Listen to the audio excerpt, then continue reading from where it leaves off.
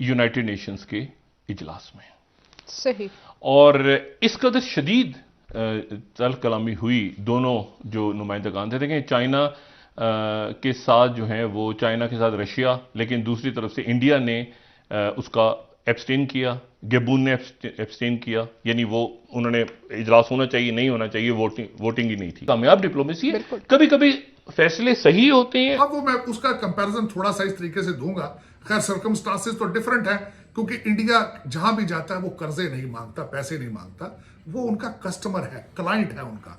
जिस तरीके से उन्होंने राफेल तैयारे फ्रांस से खरीदे, S-400 सिस्टम जब उन्होंने खरीदा रशिया से, अमेरिका के साथ वो दूसरी नेवल एक्सरसाइजेस करते हैं, उनकी पोजीशनिंग बैलेंस करते हैं अपने फॉरेन पॉलिसी को। जी, पाकिस्तान को चीन से $3 अरब, रूस और कजाकिस्तान से $2 अरब कर्ज मिलने का इम्कान है। खान साहब ने एक ह्यूज लिस्ट दी थी उनको कि मैं अबू ज़रा अपने छोटे छोटे बच्चे साथ लेके आना चाहूंगा, तो उन्होंने वो मना कर दिया। उन्होंने कहा कि 4 वजीर लेकर आए, हम 4 वजीरों को ही पैसे दे देंगे, आप ज्यादा ये जो है दरबार ना अपना लेकर आए साथ।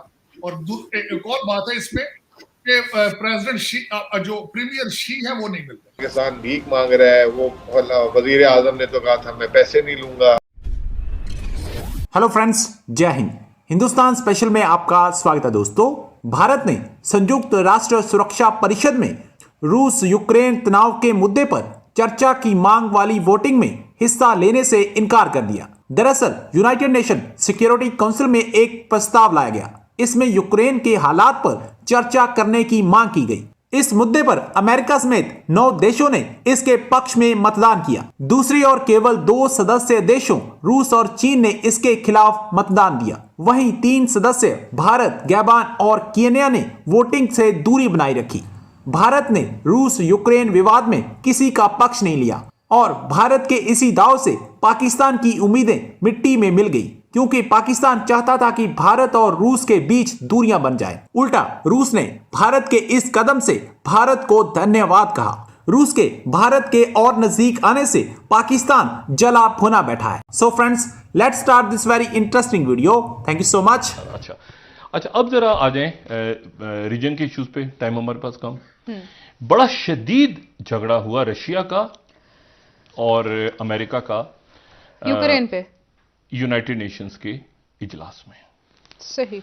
और इस कदर शदीद तल कलामी हुई दोनों जो नुमाइंदगान थे। देखें, चाइना के साथ जो है वो चाइना के साथ रशिया, लेकिन दूसरी तरफ से इंडिया ने उसका एब्सटेन किया, गैबून ने एब्सटेन किया, यानी वो उन्होंने इजलास होना चाहिए, नहीं होना चाहिए, वोटिंग ही नहीं थी। सही।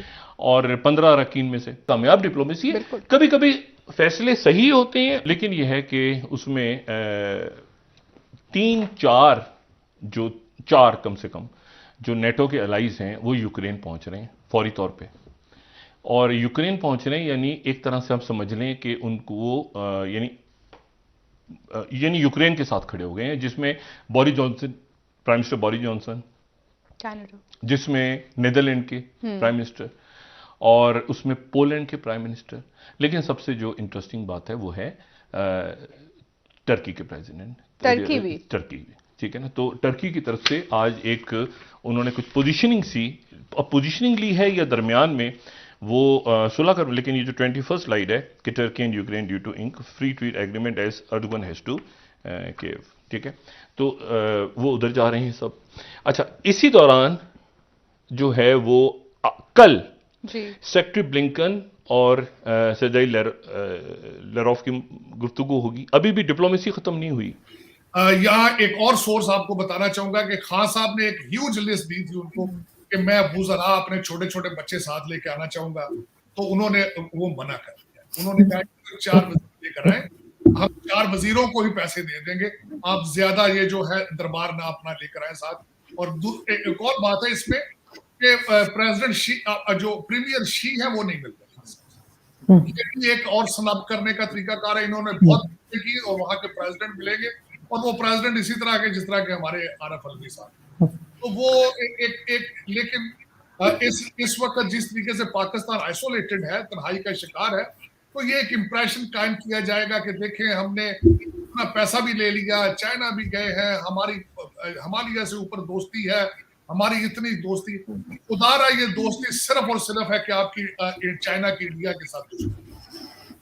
अगर 1 मिनट के लिए आंखें बंद करेंगे, इंडिया के साथ उनकी दुश्मनी ना होती तो फिर क्या हालात होते हैं। बिल्कुल। आखिरी पॉइंट जो मैं आपसे बताना चाहूंगा, आप क्या समझते हैं कि वो बहरे हैं, अंधे हैं चाइनीज? आप 140वें नंबर है करप्शन में, तो उन्हें पता नहीं है कि आप कितने रिलायबल हैं, आप करप्शन में किस तरह डूबे हुए हैं, आप किस तरीके से डबल गेम खेलते हैं। आपका क्या ख्याल है, वो बहरे और अंधे हैं चाइनीज? ये मैं मानता हूं कि वो चीज इजाद नहीं कर सकते, वो ढंग का आईफोन भी, ढंग का स्मार्टफोन नहीं बना सकते, लेकिन इतने भी अंधे ना समझे उनको। उनकी हर चीज जो है वो फाइनेंशियल रिलेटेड होती है। वो कर्जा देते हैं तो सूद इतना लेते हैं कि अगर वापस करना हो, तो करना तो अभी तक कोई भी बनाना रिपब्लिक अभी तक उनका कर्जा वापस नहीं कर सकी, उन्होंने एहसासे ही दिए हैं उनको। आपने भी एहसासे दे के जान छुड़ा रही है उनसे। ग्वादर और कराची आपने लिख के उनको दे दिया है, वो लेंगे, उनको रिकवरी आती है। श्रीलंका में उन्होंने रिकवरी ले ली है, जिबूती में भी रिकवरी लेंगे। उन्हें पता है कि ये करप्ट कंट्रीज का डील किस तरह करना है, क्योंकि उनके कल्चर का हिस्सा है करप्शन। मैंने बहुत अरसा पहले एक किताब पढ़ ली थी जिसका नाम है चाइना इंक। जरा देखें, मैं आपके देखने वालों को कहूंगा कि करप्शन की स्टोरियों से भरा पड़ा है। इस वक्त किताबें लिखी जा चुकी चाइना की करप्शन पे, क्योंकि मेरे ख्याल में पाकिस्तान के पास एक अच्छा मौका था कि अपने रिलेशनशिप बैलेंस करते। अब वो मैं उसका कंपैरिजन थोड़ा सा इस तरीके से दूंगा, खैर सर्कमस्टांसेस तो डिफरेंट है, क्योंकि इंडिया जहां भी जाता है वो कर्जे नहीं मांगता, पैसे नहीं मांगता, वो उनका कस्टमर है, क्लाइंट है उनका। जिस तरीके से उन्होंने राफेल तैयारे फ्रांस से खरीदे, S-400 सिस्टम जब उन्होंने खरीदा रशिया से, अमेरिका के साथ वो दूसरी नेवल एक्सरसाइजेस करते हैं, उनकी पोजीशनिंग बैलेंस करते हैं अपने फॉरेन पॉलिसी को। लेकिन अफसोस के साथ अगर आप देखें, जिस तरह कंपैरिजन करें, तो हमारे कुरैशी साहब जो फॉरेन मिनिस्टर हैं, वो कल भी नेशनल असेंबली में उनके रडार पे मुल्तान की सियासत है।